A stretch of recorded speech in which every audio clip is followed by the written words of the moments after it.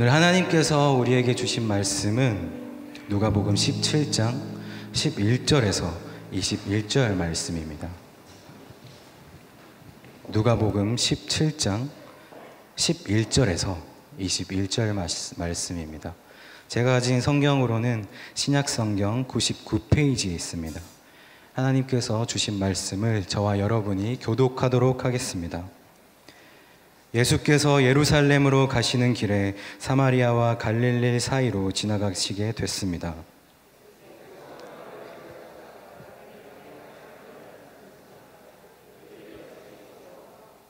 큰 소리로 외쳤습니다. 예수 선생님, 저희를 불쌍히 여겨 주십시오.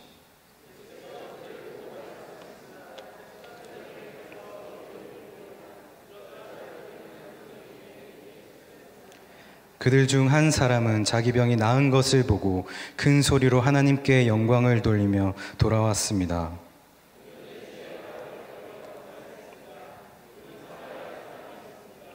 예수께서 물으셨습니다.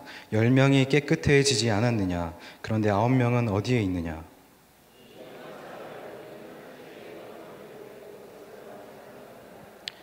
그리고 예수께서 그에게 말씀하셨습니다. 일어나 가거라. 내 믿음이 너를 구원했다.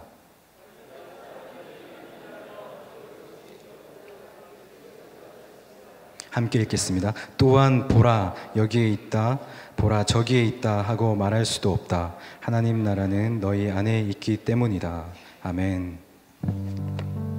기도하겠습니다. 하나님 아버지, 감사합니다. 감사절을 맞아 우리는 나의 삶을 돌아보며 내가 얼마나 감사하는 삶이었는지를 다시 한번 말씀 앞에 점검해 보길 원하오니, 오늘 이 말씀 가운데 거룩한 찔림이 있게 하시고 우리 모두가 삶의 모든 순간 감사하는 삶을 살아갈 수 있는 주님의 빛된 영혼들 다 되게 하여 주옵소서. 예수 그리스도의 이름으로 기도하옵나이다. 아멘. 네, 오늘 설교가 참 쉽지 않은 것은 이게 다 주제가 다 공개되어 있잖아요. 제가 이 감사에 대해서 설교할 거는 다 아시잖아요.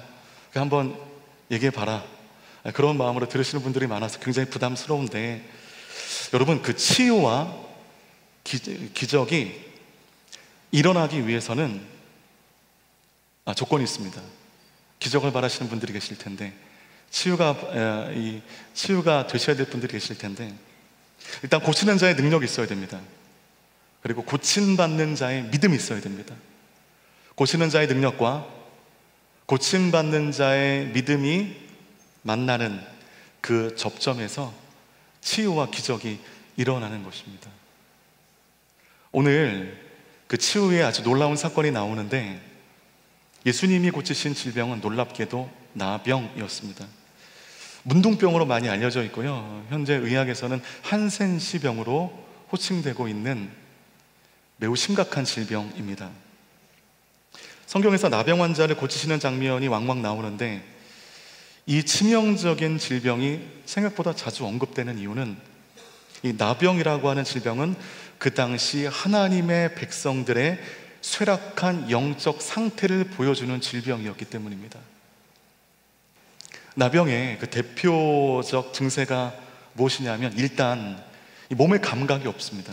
맞아도 감각이 없고요, 피가 나도 감각이 없고요. 감각이 없기 때문에 우리가 통증을 느끼지 못한다는 것입니다.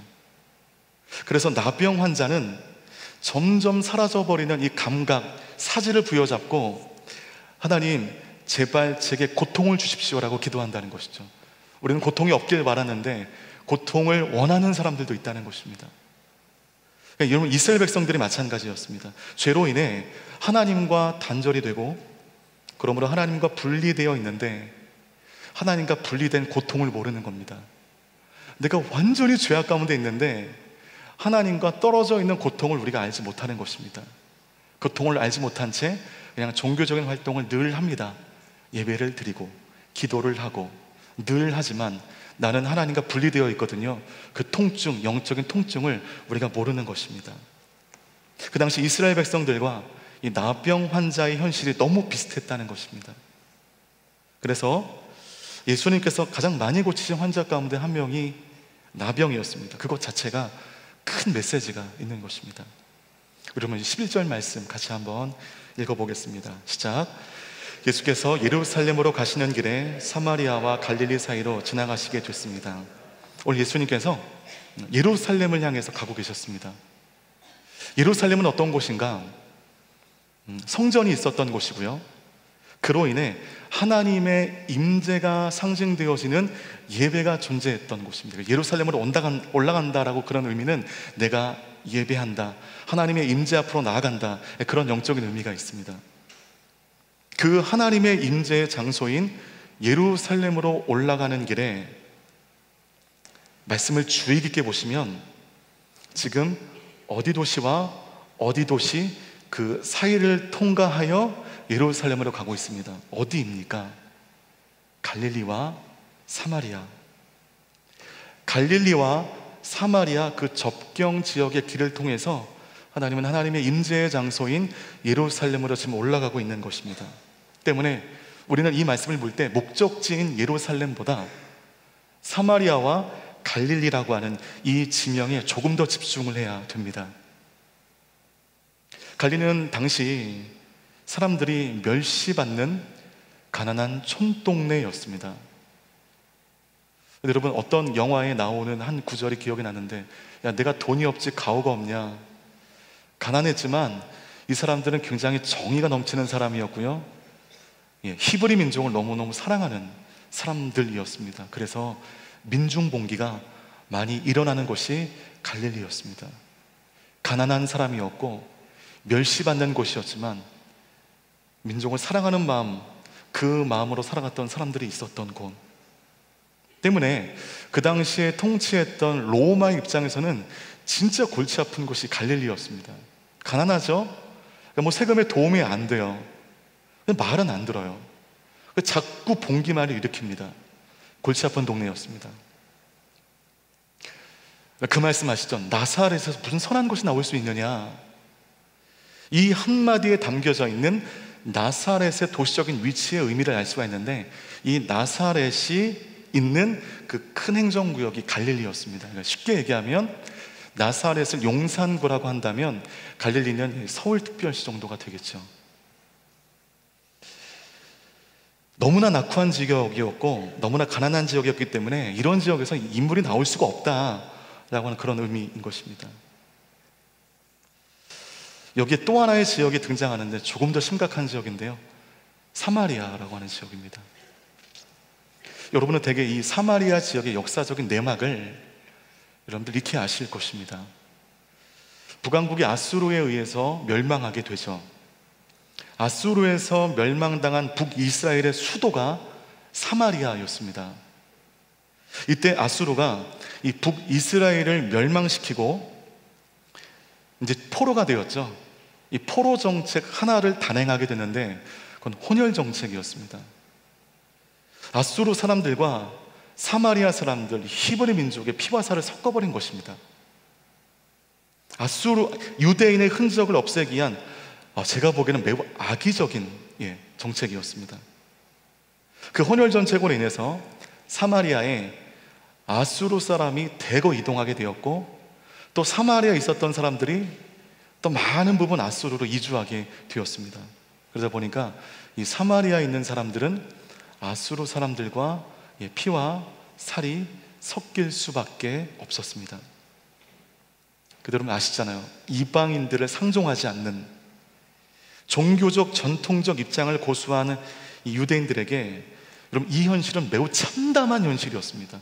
도대체 사마리아의 사람들을 같은 히브리 민족으로 인정할 수가 없었습니다. 그러니 유대인들에게 사마리아 지역 자체가 얼마나 많은 무시를 당했겠습니까? 인정하지 않은 겁니다. 우리 동족으로. 이방인과 살과 피가 섞인 그 혼혈인 유대인으로 인정할 수 없었고, 사마리아 출신들은 출신이라고 하는 그 이유만으로 멸시와 천대를 당하게 되었습니다. 때문에 이 사마리아는 복음으로도 완전히 제외되어 버린 거예요. 예수님의 제자들, 사도들마저 딱딱한 유대주의 껍질 가운데 갇혀서 사마리아에는 복음을 전하고자 하는 마음이 없었습니다. 그걸 어떻게 알 수 있는가? 사도행전 8장에 디아스포라 유대인, 이런 유대주의에서 자유했던 빌립이 사마리아 땅에 가서 복음을 전했을 때 그 땅 가운데 놀라운 성령의 역사와 함께 8장 8절 보면 그 도성에 큰 기쁨이 있었다라고 하는 누가의 증언이 있습니다. 복음을 듣고 싶어도 사마리아는 복음마저 제외된 그런 땅이었습니다. 예수님께서 이 갈릴리, 낙후하고 가난하고 뭐나 내세울 거 없는 이 갈릴리와 같은 민족으로 상종하지 않는 이 안타까운 역사를 간직하고 있는 이 사마리아 지역을 지나가시다가 한 마을에 들어가셨는데 거기서 뜻밖의 일이 벌어지게 됩니다. 우리 12절 말씀 함께 읽겠습니다. 시작. 예수께서 한 마을에 들어가시다가 10명의 나병 환자를 만나셨습니다. 그들이 멀찍이 서서 사마리아와 갈릴리 접경에 있는 한 동네에 들어가셨는데 그곳에서 나병 환자를 만났습니다. 그 당시 가장 부정한 사람이라고 일컬음 받던 나병 환자. 나병 환자는 이렇게 일상으로 살 수 없습니다. 시장도 갈 수 없고요. 사람을 만날 수도 없습니다. 나병의 징후가 발견된 그 순간 부정하다 판결받고 그들은 공동체에서 축출당하게 됩니다. 나병은요, 그 당시에 병리학적이 아니라 제의적으로 이해되었습니다. 하나님께서 벌 정도가 아닌 이제 하나님으로부터 저주받은 사람이 경험할 수 있는 최악의 질병. 나병 환자는요, 나병이 걸렸다라고 하는 병리학적인 고통과 함께 하나님께 저주받았다라고 하는 사람들의 그 시선, 그 모멸감이 더해진 불쌍한 인생들인 것입니다. 그런데 그들은 율법적으로 완전히 부정하다 판결된 사람이므로 오늘 말씀 보니까 멀찍이 서서, 예수님 계신데 멀찍이 서서 있었습니다. 사실 그 동네에 나오는 것 자체가 위험한 거거든요. 율법에 격리되어서 그들만의 집초를 이루며 살아가야 되는데 그 율법을 어기고 사람들이 많이 사는 공동체 그 안으로 들어왔다? 그거는 돌을 들어 죽인다 해도 문제 삼지 않는 그런 일들이었습니다. 자, 여러분 이 상황을 좀 그려보십시오. 가장 가난하고 무시받는 동네 갈릴리와 역사적 비극에서 오는 가장 천대받는 땅 사마리아, 이 사이에 동네에서 만난 10명의 나병 환자, 갈릴리가 주는 의미, 사마리아가 주는 의미, 10명의 나병 환자가 주는 의미 어떠십니까? 극한 절망입니다. 극한 절망. 오늘 사마리아와 갈릴리 사이라고 하는 지명이 지금 우리와 당시 이스라엘의 영적인 상태를 그냥 그대로 말하고 있는 것입니다. 세상과 은혜의 경계선에 있는 사람들, 하나님의 임재가 있는 땅 예루살렘에 속해 하나님을 예배하고 찬송하고 주님을 나의 주인으로 삼아 살아가는 사람들이 있는가 하면 사마리아와 갈릴리 경계선에 있는 사람들이 있습니다. 무시받는 인생, 천대받는 인생, 소망이 없어 보이는 인생. 그러므로 인해 예수님을 믿는다고 하지만 예수 안에 삶의 소망을 발견하지 못하고 세상과 영적 피가 섞여버린 우리들, 예수 안에서 경험할 수 있는 은혜보다 세상에서 경험할 수 있는 그 유의의 탐닉으로 말미암아 더 큰 기쁨을 얻고 더 큰 삶의 동기부여로 살아가는 사람들, 이렇게 나병은 하나님과 분리된 불쌍한 인생을 비유하는 질병인 것입니다. 주님께서 이 당시에 유대인들의 영적 상황을 이 나병 환자라 정확하게 비유하신 것이고, 이 병으로 인해서 유대인들에게 예수님은 무언가 무언의 메시지를 전하고 계신 것입니다. 그래서 여러분 성경을 보실 때 나병 환자가 나오면 그 구절은 잘 보셔야 됩니다. 이것을 통해서 지금 나에게 주고자 하시는 거대한 메시지가 담겨져 있는 것입니다. 예수님께서 가시는 길에 나병 환자 10명을 만나게 되었습니다. 이게 이제 이들의 인생 가운데는 다시 없을 절호의 기회였습니다. 예수님께서 나병 환자처럼 소망 없던 우리의 삶에 우연을 가장한 필연으로 다가오십니다. 청년 여러분, 또 예배자 여러분, 예수님이 우리를 찾아오실 때, 은혜가 내 삶 가운데 다가올 때 우연을 가장한 필연의 모습으로 다가옵니다. 예수께서 사마리아와 갈릴리를 지나가시다가 우연찮게 어느 동네에 들어가셔서 우연찮게 나병 환자 10명을 우연히 만나신 것이 아니라 예수님께서 이 나병 환자 10명을 만나시기 위하여 계획적으로 필연적으로 그것을 선택하신 것입니다. 2장만 더 가면 19장에 예수님이 한 불쌍한 세리를 만나 주시는데, 예수님의 동선은 여리고를 통해서 또 예루살렘으로 올라가시는 게 예수님의 원래 계획이었지만 예정에 없는 어느 마을에서 하루를 더 유하십니다. 이것이 어찌어찌 하다 보니까 일정이 딜레이 돼서 하루를 유숙하신 것이 아니라 그 땅에 있는 여리고라고 하는 이 땅에 있는 예수를 만나지 않으면 살 소망이 없는 불쌍한 한 사람을 만나기 위해서 예수님은 우연을 가장한 필연으로 그 여리고 땅 가운데 하루를 더 유숙하신 것입니다. 그 사람이 누구죠? 삭개오입니다. 때문에 여러분, 우리의 인생이 우연으로 점철되면 우리의 인생은 그 순간부터 불행해지고 그 순간부터 초라해집니다. 태어나고 보니 나는 이런 집안 배경에, 이런 개인적 능력에, 이런 약한 건강에, 그러나 이 모든 것이 하나님의 필연이고 그 필연 속에 하나님의 은혜와 하나님의 도우심이 있을 거라고 하는 그 믿음이 있다면 지금의 불행은 더 이상 불행으로 느껴지지 않습니다. 지난주에 제가 나보다 더 일찍 담당된 그 교육자의 일을 얘기하면서 내가 죽고 못 산다 얘기는 했지만 난 그 동기를 사랑하지 않았다 라고 하는 고백적인 말씀을 드렸잖아요. 제가 문자가 하나가 왔습니다.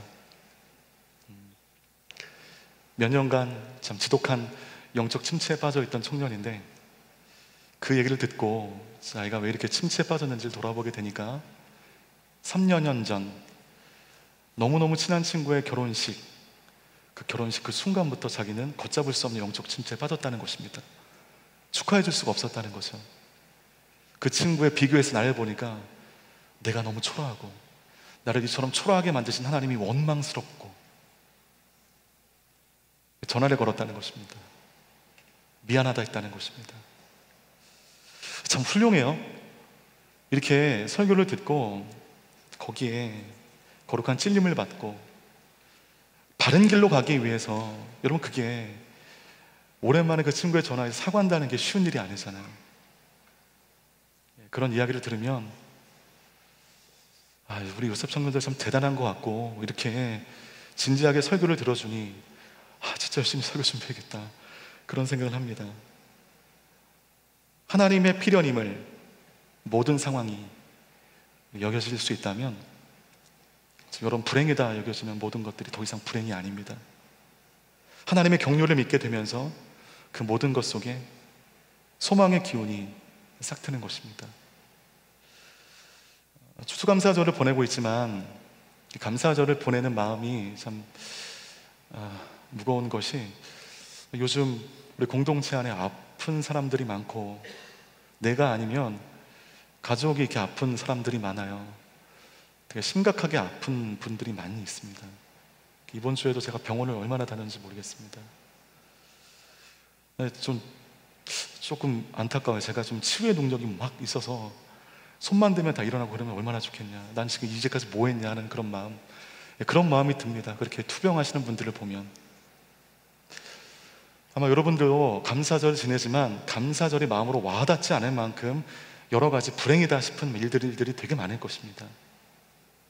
여러분, 그렇기 때문에 오늘 이 감사절이 내가 가고 있는 나의 삶의 중심에서 그 뒤를 돌아보게 하는 되게 중요한 시기가 되는 것입니다. 그럼에도 불구하고 우리가 이 절기를 통해서 끊어져 버렸던 나의 삶의 감사가 다시 한번 솟생케 되며 이 모든 것들이 우연이 아닌 하나님의 필연임을, 그 하나님의 필연 속에는 하나님의 경륜이 있음을 우리가 믿는 우리 모든 예배자들 다 되기를 바라겠습니다. 우리 13절 말씀 함께 읽겠습니다. 시작. 큰 소리로 외쳤습니다.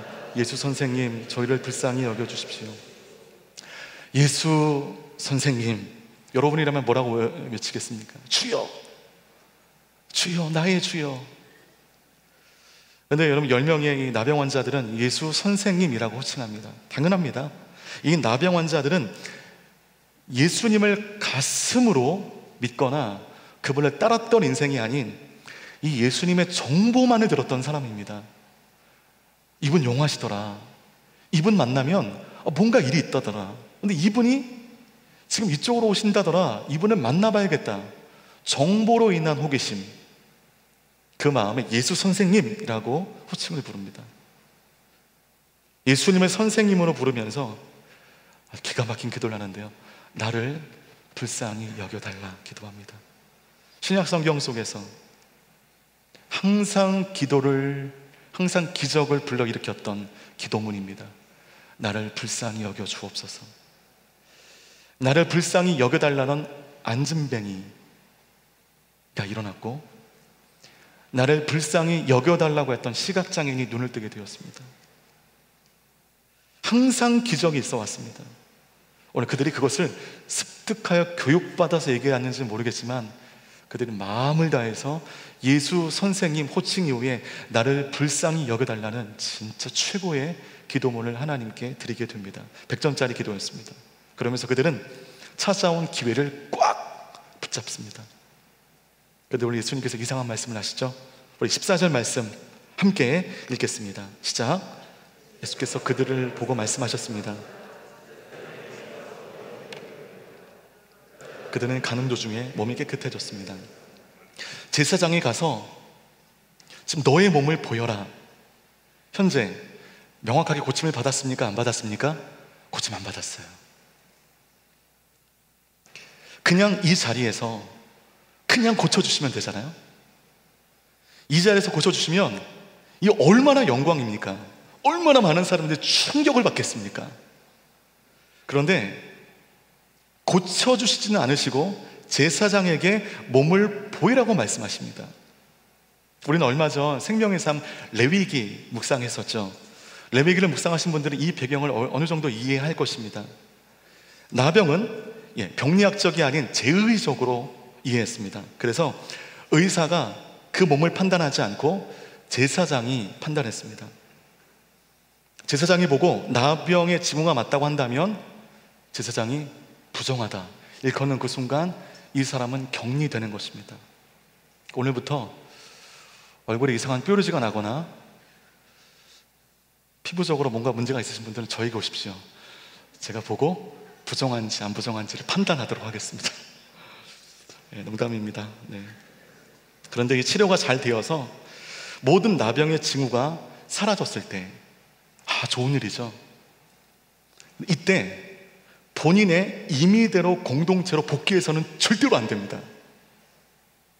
부정하다고 하는 이 판결도 제사장을 통해서 받아야 되고요, 다 고침을 받아서 너 고침을 받았다, 완치됐다라고 하는 마지막 컨펌을 제사장에게 받아야 됩니다.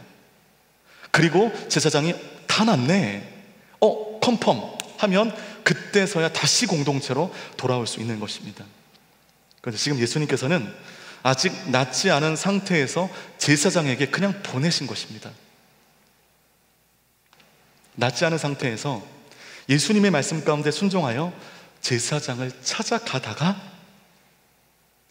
나병이 완치된 것입니다. 바로 여러분, 이 상황이 애매한 거죠.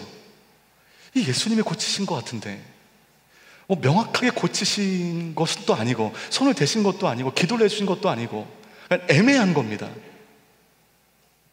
명확하게 예수님이 고치신 게 아니에요. 그냥 예수님의 말씀에 따라 제사장을 찾아가면서 회복이 되었으니 그들 마음 가운데 혼란함이 없지 않았을 것입니다. 어떤 마음이 들었을까요? 나을 때가 되었으니까 나았겠지. 이 마음과 함께 지금 누가 고쳐주신 것인지가 헷갈려진 것입니다. 분명히 우리 주님께서 말씀하셨지만 내가 제사장에게 가면서 그 길을 걷다가 고침받은 거거든요. 여러분께 묻겠습니다. 이 상황을 우리 주님께서 우연하게 하신 것입니까? 알고 행동하시는 것입니까? 우연이 없어요. 다 알고 하신 겁니다. 다 필연입니다. 예수님이 알고, 명확하게 알고 하나님의 계획 가운데 그들을 보내신 것입니다. 예수님께서 이 과정을 일부러 알고 만들어내신 것입니다. 명확하게 그 자리에서 안수하여 고치지 않고, 야, 제장에 가서 네 몸을 보여라. 이 하나님의, 예수님의 계획이었던 것입니다. 이럴 때 그가 보인 반응을 보십시오. 우리 15절과 16절입니다. 함께 읽겠습니다. 시작. 그들 중 한 사람은 자기 병이 나은 것을 보고 큰 소리로 하나님께 영광을 돌리며 돌아왔습니다. 예수의 발 앞에 엎드려 감사했습니다. 그는 사마리아 사람이었습니다. 하나님께 영광을 돌리며 돌아왔습니다. 예수님의 발에 엎드려 감사했습니다. 다시 한번요. 네 가지 반응인데요. 영광을 돌렸고요, 예수님께 돌아왔고요, 예수님의 발 앞에 엎드렸고요, 그 다음 감사했습니다. 이 네 가지 반응을 보였습니다. 그런데 16절 말씀 보면 느닷없이 고침받은 10명 가운데 돌아와 감사한 이 한 명의 나병 환자의 출신이 느닷없이 공개되어지는데, 이 사람이 어디 사람이었다고요? 사마리아. 그럼 이 말은 무슨 말이냐면, 나머지 9명은 누구? 유대인. 나병 환자 10명 가운데 9명은 유대인이었습니다. 한 명은 사마리아인이었습니다. 하나님의 백성이라고 자부했던 사람들, 유대인. 그렇다면 오늘 이 사건을 통해서 알게 되는 것이 있습니다. 그러면 왜 9명은 주님께 돌아오지 않았나? 왜 한 명만, 그것도 사마리아 사람, 그 질고와 그 불행으로 점철되어 있는 그곳에서 출신, 그곳에서 태어난 이 사람만 오게 된 것인가? 가장 불만스러운 환경에 있었던 사람의 입에서 감사가 나왔습니다. 그러면 치료받은 9명의 유대인과 치료받고 주님께 돌아온 한 명의 사마리아는 뭐가 다를까요? 여기는 거대한 차이가 있습니다. 유대인들, 즉 만세전부터 하나님으로 말미암아 선택받았다 굳게 믿은 사람들, 나는 선민입니다, 나는 의인입니다, 이렇게 자부했던 사람들은 하나도 돌아오지 않았다는 것입니다. 그런데 사마리아 사람은 누굽니까? 혼혈인입니다. 유대인의 율법으로는 정말 짐승 취급받았던 사람들, 예수님의 제자들마저, 예수님의 사도들마저 사마리아 땅에서 복음 전하기를 주저할 만큼 그 땅은 질고의 땅, 불행한 땅이었습니다. 심지어 사마리아 출신의 나병 환자였으니 이 사람의 삶의 불만족이 얼마나 컸겠습니까? 그러나 그 사람은 예수님을 만나 이 병에 고침받았다는 것을 알게 되었고, 이것이 은혜임을 알게 되었습니다. 즉, 나에게 있는 불만족은 불만족 자체로 끝나지 않고, 우리가 예수를 믿으면서 그 불만족으로 인한 가난한 마음이 나에게 베푸신 은혜에 반응하는 힘이 되는 것이니, 감사절을 지내면서 여러분의 삶이 더없이 불행하게 느껴지고 여러분의 삶이 불만족으로 가득 채워져 있다면, 그 불만족과 불만족으로 채워져 있는 그 틈새 바구니에서 그럼에도 불구하고 은혜 베푸신 하나님을 향한 그 거룩한 감사가 피어나오는 모든 예배자들 되시기를 주님의 이름으로 축복합니다. 이 사건에서 10명의 공통점은 무엇인가? 나았다는 공통점이 있습니다. 다 나았습니다. 하나님의 깊은 은혜를 경험했습니다. 이것이 공통점입니다. 그러나 사마리아 사람과 나머지 9명의 다른 점은 무엇인가? 여기에 의미가 있는데, 나는 그럴 만한 사람이 아닌데, 이런 은혜를 받았구나. 내가 사마리아 출신으로 복음마저 제외된 땅에서 나병을 얻고 이토록 절망 가운데 있었는데 나의 삶 가운데 이런 은혜를 베푸셨구나 라고 여긴 사람은 돌아왔고, 나는 충분히 그럴 만한 사람인데 때가 되어서 임한 거다, 나는 선민이니까 나의 삶은 해피엔딩이 되어야지, 이 모든 은혜를 당연하게 여긴 사람은 돌아오지 않았습니다. 그런데 오늘 19절 말씀 가운데 우리 주님께서 돌아오지 않은 9명을 향하여 이렇게 말씀하십니다. 함께 읽겠습니다. 시작. 그리고 예수께서 그에게 말씀하셨습니다. 일어나 가거라, 내 믿음이 너를 구원했다. 여러분, 이 말씀 가운데 담겨져 있는 돌아오지 않은 9명을 향한 예수님의 메시지는 그 9명은 구원받지 못했다는 것입니다. 우리는 여기서 예수님의 인격을 의심하면 안 됩니다. 감사하지 않고 돌아간 사람들은 얄미우니 구원받지 못하게 하시고, 감사한 사람만 구원받게 하셨는가, 이렇게 접근하면 우리 예수님은 되게 옹졸한 분이 되시는 거죠. 그렇지 않습니다. 이 사건에서 기억해야 될 것은 육체의 고침이 영혼의 구원을 의미하진 않아요. 육체의 고침으로 영혼의 구원마저 이루는 사람들이 있지만, 여러분, 육체의 고침이 자연적인 영혼의 구원을 의미하지 않습니다. 하나님은 여러분 모두가 육체의 고침으로 머물지 않고 나아가 여러분 영혼의 구원을 받기를 원하십니다. 때문에 나의 계속 상하고 있는 나의 육체를 위해서 하나님, 나를 회복시켜 주십시오 라고 하는 기도도 중요하지만, 그보다 더 중요한 본질적인 기도는 주님, 나를 구원하여 주십시오. 이 기도가 선행되어질 때 그 구원의 섭리 안에 육체의 고침이 담겨져 있는 것을 우리는 믿어야 될 것입니다. 10명의 나병 환자 중 모두가 육체의 고침을 받았지만 9명은 구원받지 못했습니다. 한 명만이 내 믿음이 너를 구원했다라고 하는 예수님의 그 말씀을 듣게 되었습니다. 자기가 받은 은혜를 지극히 당연한 것으로 여겼다는 것입니다.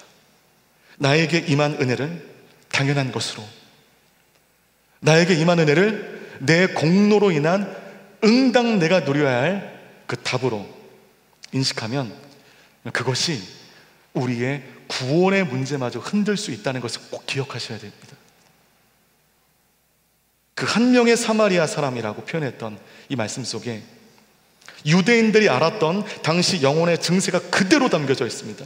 유대인들의 고질병이 무엇입니까? 어떻게 해도 고쳐지지 않는 그들의 고질병은 내가 받은 은혜를 당연하게 여기고, 내가 받은 직분을 당연하게 여기고, 지금 내가 살아있는 것을 당연하게 여기고, 이 모든 것은 나의 공로로 말미암아 당연히 얻어지는 것이다 라고 생각했던, 이것이 그들의 질병이었습니다. 고질적 질병이었습니다. 그 공로로 인해 내가 은혜를 받았다는 것, 이것이 영적으로 가장 지독한 질병입니다. 그런데 오늘 말씀을 보면 그 질병은 구원을 받지 못하게 할 수 있는 치명적인 질병으로 확장되어질 수 있음을 우리는 발견할 수 있습니다. 나는 은혜를 받을 만한 자격이 안 되는데 주님이 나를 고쳐주셨고, 나는 은혜 받을 만한 자격이 안 되는데 예수 믿게 하셨고, 나는 은혜 받을 만한 자격이 되지 않는데 이 공동체 함께 살아갈 수 있는 은혜를 더하셨다. 물론 공동체가 주는 상처가 있고 공동체가 주는 아픔이 있지만, 이 공동체를 통해서 어려울 때 함께 의지하고 함께 기도할 수 있는 그 은혜를 주셨다. 이렇게 고백할 수 있는 사람들은 무엇이 가능해지는가? 감사할 수 있는 것입니다.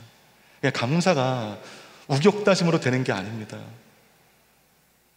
나는 은혜 받을 만한 자격이 되지 않는데 우리의 삶 가운데 이런 은혜를 주셨구나, 이것이 나의 삶으로 고백되어지는 사람들 가운데 감사는 피어나게 되는 것입니다.